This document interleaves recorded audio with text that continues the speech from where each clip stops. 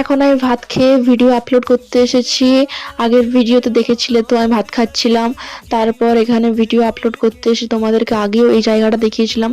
জায়গাটা খুব খারাপ অবস্থা, কাদা হয়ে গেছে। এখানে অনেক কলা গাছ আছে, কলা গাছগুলোর কাছে দাঁড়ালে মানে একটু জলটা মাথায় পড়বে না, তাও আমি ছাতাটা এনেছিলাম। একটু পরে দেখি রূপসা আমাকে ডাকতে চলে এসছে, বলছে তোকে বাড়িতে ডাকছে। তারপর আমি চলে গেলাম, একটু ঘুমিয়ে পড়েছিলাম। সন্ধ্যাবেলা বাবার সঙ্গে যে কাজ করে সে 5টা পাও ভাজি নিয়েছিল। আমি, বাবা, রূপসা, কাকিমা, ঠাকুমা 5টা পাও ভাজি খেয়ে নিয়েছিলাম।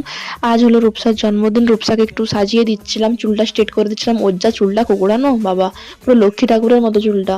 আমার দমটা বের হয়ে গেল একবারে চুলটা সোজা করতে।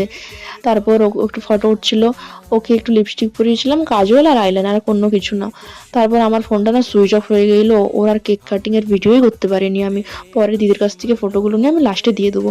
এখানে আমাদের স্পেশাল জিনিস ছিল ওলের ফুলারু, ওল দিয়ে চালের গুঁড়ি দিয়ে পিঠের মতো। তো টাটা।